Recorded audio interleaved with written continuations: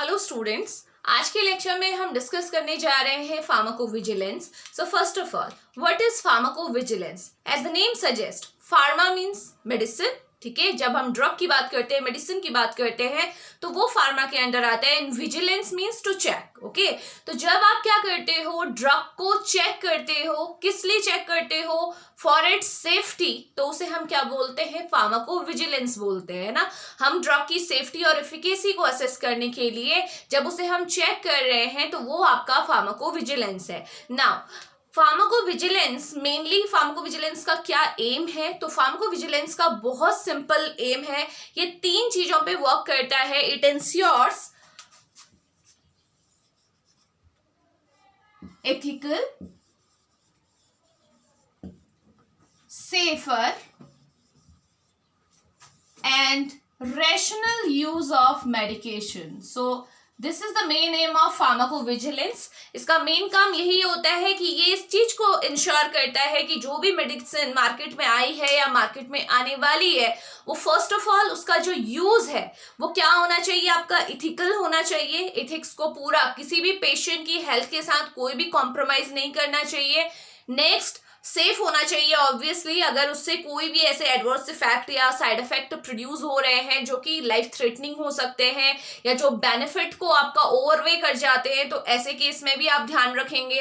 And the third one is rational होना चाहिए, because हम जानते हैं अगर हम पूरी पॉपुलेशन की बात करते हैं, कोई एक सिंगल मेडिसिन हो सकता है कि किसी एक पर्टिकुलर स्ट्रेटा में, किसी एक पर्टिकुलर पॉपुलेशन में पॉजिटिव इफेक्ट डालती है, बट दूसरी पॉपुलेशन में वो नेगेटिव इफेक्ट डालती है। बिकॉज रीजन कुछ भी हो सकते हैं, एज डिफरेंस हो सकता है, जेंडर डिफरेंस हो सकता है, और इवन जो जेनेटिक डिफरेंस हो सकता है। जेनेटिक मेकअप इस तरीके का है कि एक पर्सन में वो मेडिसिन पॉजिटिव इफेक्ट दिखा रही है जो हमें चाहिए था, और एक पॉपुलेशन में वो पॉजिटिव इफेक्ट के साथ साथ कुछ एडवर्स रिएक्शन दे रही है जो कि उसके यूज को अंडरवे कर दे रही है। ये चीज हमें ध्यान में रखना है, यही हमारा एम है ऑफ फार्माकोविजिलेंस। नाउ जब हम बात करते हैं कि ये आपका फार्माकोविजिलेंस ये काम कर रहा है, तो उसके बाद कोई भी आपका जो फिजिशियन है या प्रेस्क्राइबर है, वो कैसे डिसाइड करे कि आपकी ड्रग आपकी यूज में आनी चाहिए या नहीं आनी चाहिए आफ्टर फार्माकोविजिलेंस?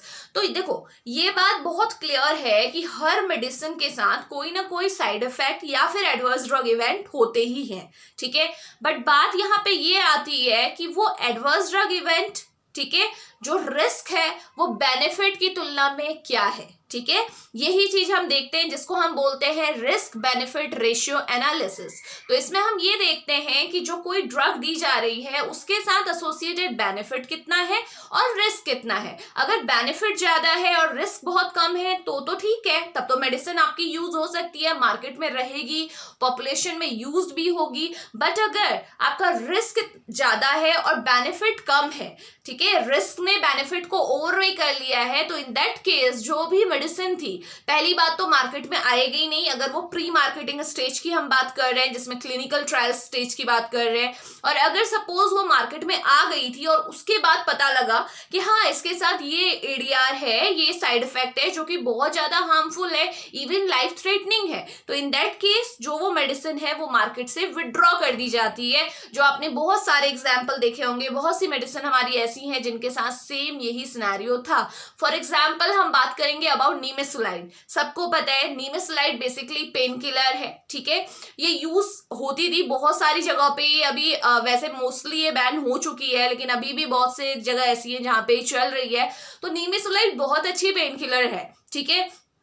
बट हुआ क्या उसके साथ, जब वो मार्केट में आ गई और लार्जर पॉपुलेशन में देखा गया कि उसकी वजह से लीवर डैमेज बहुत ज्यादा होता है, सीवियर लीवर डैमेज रिपोर्टिंग हुई थी, तो इस वजह से जो नीमेसुलाइड थी उसे मार्केट से विड्रॉ कर दिया गया। ये चीज नहीं देखा गया कि वो गैस्ट्राइटिस में बहुत ज्यादा आपकी इफेक्टिव मेडिकेशन है comparative to other pain killer. But main चीज हमने क्या देखी कि इसने एक बहुत बड़ा एडवर्स इवेंट कॉज किया है, जो कि क्या है आपका लीवर डैमेज, तो इसलिए उसे मार्केट से विड्रॉ कर दिया। जाएगा। सो this is the main thing कि आपकी कौन सी ड्रग आपकी मार्केट में रहेगी, कौन सी नहीं रहेगी। तो ये सारी चीजें आपका फार्माकोविजिलेंस इस चीज में बहुत इंपॉर्टेंट रोल प्ले करता है। नाउ जो नेक्स्ट आपकी इंपॉर्टेंट पॉइंट है, चलिए सपोज किसी ड्रग के साथ कोई एडवर्स इवेंट रिपोर्ट हो गया, पता चल गया कि हाँ इस ड्रग के साथ ये एडवर्स रिएक्शन हो रही है, तो वो पता कैसे चलेगा? ऑब्वियसली आपको ही क्या करना पड़ेगा।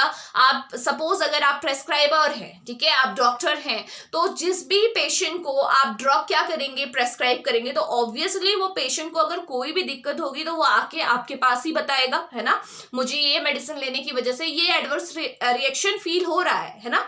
और दूसरी ओर अगर आप फार्मासिस्ट हैं तो ऑब्वियसली अगर आपने देखा होगा बहुत टाइम क्या होता है, बहुत से पेशेंट ऐसे होते हैं जो फार्मासिस्ट पे बिलीव भी करते हैं, और ऑब्वियसली जो पेशेंट के साथ जो अंडरस्टैंडिंग होती है, जो कम्युनिकेशन होता है, वो आपका बहुत अच्छा होता है ना। तो जो हमने पहले भी देखा है इन पेशेंट काउंसलिंग कि फार्मासिस्ट का क्या रोल होना चाहिए इन पेशेंट काउंसलिंग, है ना।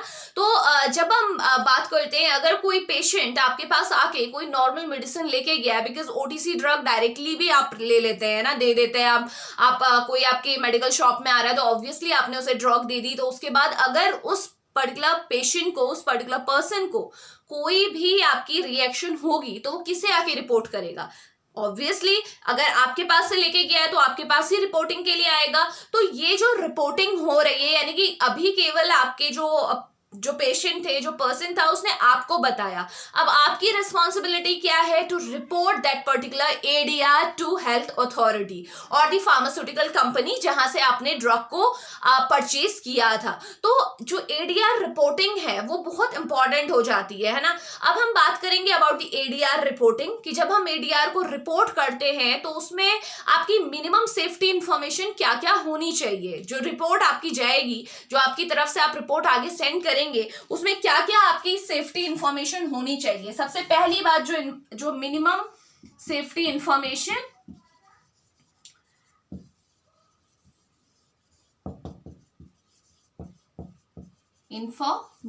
ओके, इन एडीआर रिपोर्टिंग बेसिकली। सो एडीआर रिपोर्ट जो जाएगी आगे, उसमें आपको क्या क्या इंफॉर्मेशन आगे आपको सेंड करनी पड़ेगी, तो हम वही देख रहे हैं। तो सबसे पहले आपको क्या देना पड़ेगा, उसमें कुछ आपकी 4 चीजें ऐसी हैं जो आपको मेंशन करनी पड़ेंगी। देखें वो कौन कौन सी है। सबसे पहले आएगा identifiable reporter, okay, we will discuss all these things with the help of one example. Next is identifiable patient or the person, ठीक है, जिसपे वो इवेंट आया है या रिएक्शन हुई है। Next is the identifiable source. Obviously आपको सोर्स भी बताना पड़ेगा, और या मैं ऑब्लिक करके लिख देती हूँ identifiable drug. And the last one is identifiable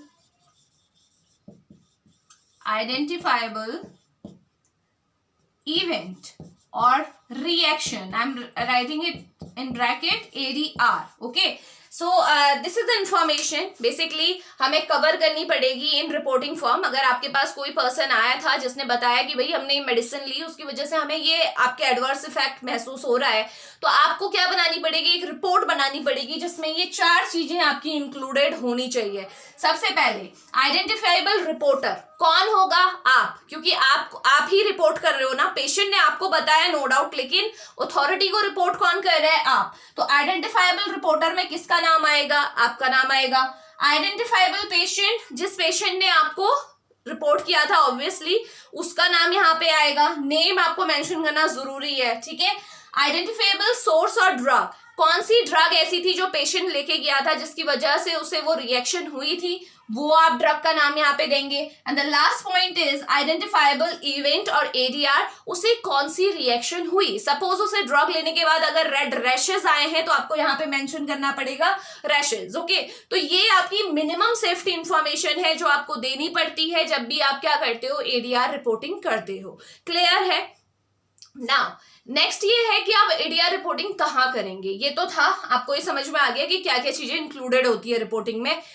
जो आप एडीआर को रिपोर्ट करते हो ये आप किसी हॉस्पिटल में कर सकते हो, ठीक है, हॉस्पिटल में ये रिपोर्टिंग हो सकती है, आप किसी एकेडमिक इंस्टीट्यूट में कर सकते हैं, बिकॉज फार्माकोविजिलेंस के डिफरेंट सेंटर्स अवेलेबल होते हैं डिफरेंट लोकेलिटी में, तो आप उन सेंटर्स में जा सकते हैं और इजिली आप जो भी आपका एडीआर है उसे रिपोर्ट कर सकते हैं। इवन आपको जाना भी जरूरी नहीं है, इसमें हमारे बहुत सारे तरीके होते हैं जिसके थ्रू हम एडीआर रिपोर्टिंग कर सकते हैं। आप क्या कर सकते हो, ऑनलाइन आपके फॉर्म्स आते हैं वो आप फिल कर सकते हो, आप बाय फोन कॉल भी आप ये काम कर सकते हो, आप फोन कर सकते हो, टोल फ्री नंबर आपके अवेलेबल होते हैं फार्माकोविजिलेंस सेंटर के, वहां पे आप कॉल कर सकते हैं, वाया ईमेल आप ये काम कर सकते हैं। तो मोड जो है आपके कम्युनिकेशन के वो आपके डिफरेंट है। फार्माकोविजिलेंस के सेंटर अवेलेबल होते हैं, बहुत सारे हॉस्पिटल्स होते हैं जिनमें फार्माकोविजिलेंस के सेंटर होते हैं, तो आप वहां डायरेक्टली कॉल कर सकते हैं, ईमेल कर सकते हैं, जैसे भी आपको सुटेबल लगता है आप मोड ऑफ कम्युनिकेशन आप यूज कर सकते हैं। तो ये था about the ADR basically reporting, कहाँ पे करना है, क्या क्या चीजें उसमें आपको इन्फॉर्मेशन देनी पड़ेगी। अगर आप फॉर्म फिल कर रहे हैं, ऑनलाइन फॉर्म अवेलेबल है, आप उसे फिल करते हो तो क्या क्या इन्फॉर्मेशन आपको देनी पड़ेगी। नाउ एडवांटेज क्या है एडीआर रिपोर्टिंग के? एडवांटेज बहुत सिंपल सी बात है, देखो कोई भी मेडिसिन ली जा रही है, क्यों ली जा रही है? पब्लिक हेल्थ के लिए।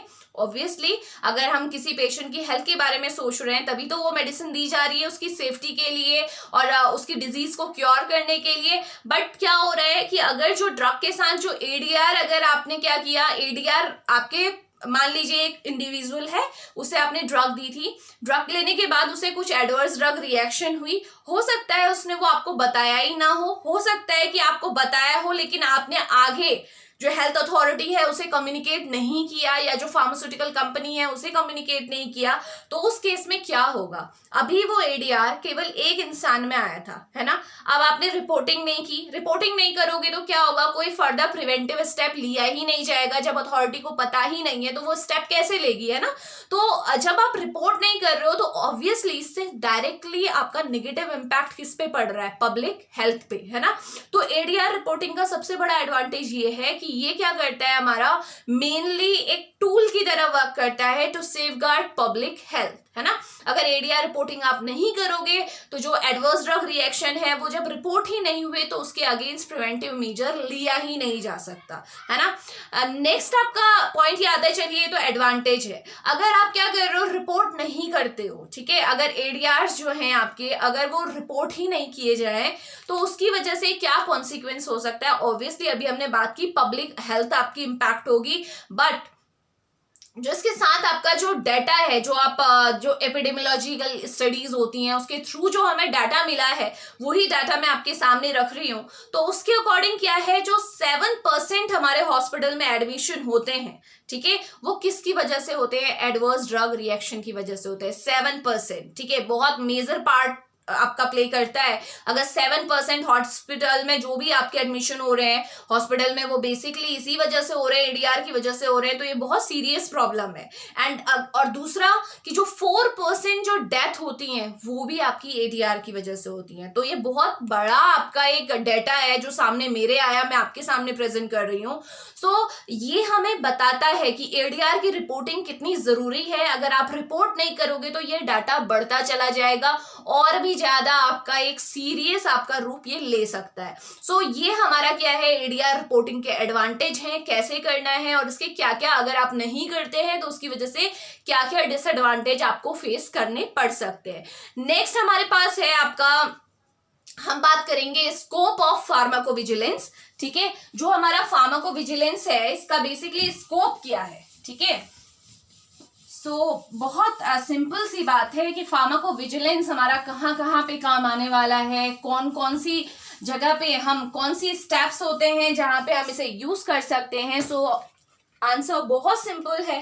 तो क्या है, देखो, जो फार्माकोविजिलेंस है ये स्टार्ट हो जाता है right from the clinical trial stage, okay. जो हमारे क्लिनिकल ट्रायल होते हैं ना वहीं से फार्माकोविजिलेंस का रोल स्टार्ट हो जाता है, बिकॉज जब क्लिनिकल ट्रायल चल रहे हैं उस टाइम पे भी हमें लगातार हम क्या करते हैं, ड्रग की सेफ्टी पे नजर बनाए रखते हैं या नहीं रखते हैं।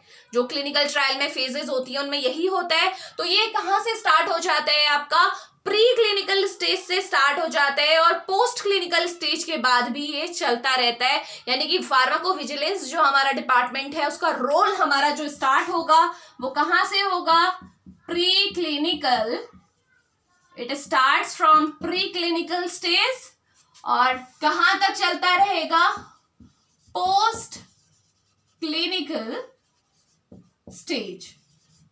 ठीक है, प्री क्लिनिकल स्टेज में क्या आता है, जब हमारे ट्रायल्स चल रहे हैं, ठीक है, जिस टाइम पे ट्रायल्स चल रहे होते हैं, आपको पता है जब हमने क्लिनिकल ट्रायल की फेज डिस्कस की थी तो हमने उसमें देखा था ना, क्लिनिकल ट्रायल्स की आपकी फेज 1 है, फेज 2 है, फेज 3 है, फेज 4 जो होती है वो पोस्ट क्लिनिकल स्टेज में आती है, पोस्ट मार्केटिंग सर्विलेंस उसे हम बोलते हैं, पढ़ा था, याद है ना। तो जब हम बात करेंगे, देखो जो स्टार्टिंग के 3 फेज है, फेज 1, फेज 2 और फेज 3, उसमें आपने क्या देखा था बेटा, ये जो आपकी फेजेस चलती हैं, जो ये क्लिनिकल ट्रायल चलते हैं, ये कंट्रोल्ड वे में चलते हैं या नहीं चलते हैं, है ना, कंट्रोल्ड होते हैं। क्यों कंट्रोल्ड होते हैं, क्योंकि इसमें नंबर ऑफ आप बोल सकते हो पार्टिसिपेंट कितने होंगे वो भी प्री डिटरमाइंड होता है। आप अपनी मर्जी से बहुत ज्यादा पॉपुलेशन नहीं ले सकते। अगर दिया हुआ है कि फेज 1 ट्रायल में आपके 20 to 100 आप इंडिविजुअल्स को, पार्टिसिपेंट को ले सकते हो तो आप उतना ही लोगे। ऐसा नहीं है कि आपने 10,000 या 20,000 ले लिए, है ना। फेज 3 में अगर 3000 तक आप ले सकते हो तो 3000 तक ही लोगे। तो आप कह सकते हो ओवरऑल जो स्टार्टिंग की फेजेस चलती हैं उसमें अप टू फेज 3 जो नंबर ऑफ पार्टिसिपेंट होते हैं वो क्या होते हैं, लिमिटेड होंगे। मैक्सिमम आप 3000 तक जा सकते हैं, उससे ज्यादा आप नहीं बढ़ सकते। तो कंट्रोल्ड है। जो ड्यूरेशन है आपकी स्टडी की वो भी लिमिटेड है। आपको पता है कि ये जो फेज है ये 1 साल के लिए चलनी है, 2 के लिए चलनी है, 3 के लिए चलनी है, तो वो प्री डिटरमाइंड है। तो आप कह सकते हो कि जो प्री क्लिनिकल स्टेज होती है वो क्या होती है, कंट्रोल्ड होती है। तो सबसे पहला पॉइंट जो प्री क्लिनिकल स्टेज से रिलेटेड है वो यही है कि ये क्या है, आपकी कंट्रोल्ड है। ठीक है, कंट्रोल्ड है, सारी जो चीजें हैं वो क्या है, आपकी प्री डिटरमाइंड है। ठीक है, सो कंट्रोल्ड एंड प्री डिटरमाइंड। तो pre determined, number of volunteers भी हमारे पास प्री डिटरमाइंड है, नंबर ऑफ पार्टिसिपेंट कि कितने लोग स्टडी में पार्टिसिपेट करेंगे, कितना ड्यूरेशन स्टडी का होगा। तो ये सारी चीजें पहले से ही फिक्स है, इसीलिए सर ने बोला कंट्रोल्ड एंड प्री डिटरमाइंड। अब देखो इस चीज में क्या हम लोग कह सकते हैं कि जो यहां से डाटा मिलेगा, ठीक है, सपोज ये जो आपके जितने भी क्लिनिकल ट्रायल में जितने भी पेशेंट या पार्टिसिपेंट इंक्लूडेड हैं, तो उनसे जो डाटा आपको मिलेगा वो कैसा होगा, उसकी वो इंफॉर्मेटिव होगा, नो डाउट होगा इंफॉर्मेटिव, बट जो इंफॉर्मेशन मिलेगी आपको वो क्या होगी, कम होगी। क्यों, क्योंकि एक पर्टिकुलर सेट ऑफ पीपल में आपने ये डाटा कलेक्ट किया हुआ है। 3000 तक के लोगों में आपने डाटा कलेक्ट किया हुआ है। आपको बिल्कुल भी नहीं पता है कि लार्ज पॉपुलेशन में इस ड्रग का इफेक्ट क्या आएगा, बिकॉज अल्टीमेटली ड्रग को मार्केट में जाके बहुत से लोगों में जाना है, पूरी पॉपुलेशन में जाना है ना।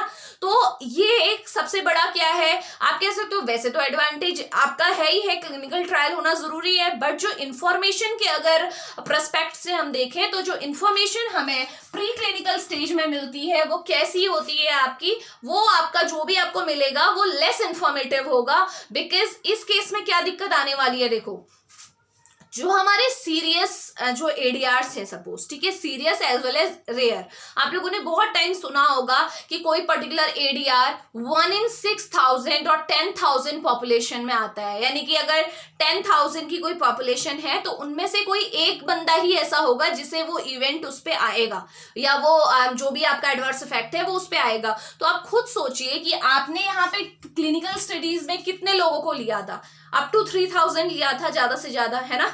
अब वो 3000 में आप कैसे पता लगा लोगे कि ये वाला एडीआर, ऐसा भी तो हो सकता है कि एडीआर के चांसेस ही ऐसे हैं कि वो रेयर है, और रेयर तो हायर पॉपुलेशन में ही पता लग सकता है ना। तो ये हमारा क्या रहता है, आप कह सकते हो कि प्री क्लिनिकल स्टेज की लिमिटेशन है कि यहाँ से जो इंफॉर्मेशन मिलती है वो आपका क्या रहती है, कम रहती है, और जो सीरियस और रेयर एडवर्स इवेंट है वो यहाँ से हमें पता लगना थोड़ा सा मुश्किल होते हैं। तो फार्माकोविजिलेंस यहाँ पे तो चलेगा ही चलेगा, बट वो पोस्ट क्लिनिकल स्टेज में भी चलेगा। पोस्ट क्लिनिकल मतलब जब ड्रग आपकी मार्केट में आ चुकी है, कौन सी phase, phase number 4 which is known as post marketing surveillance. Clear है?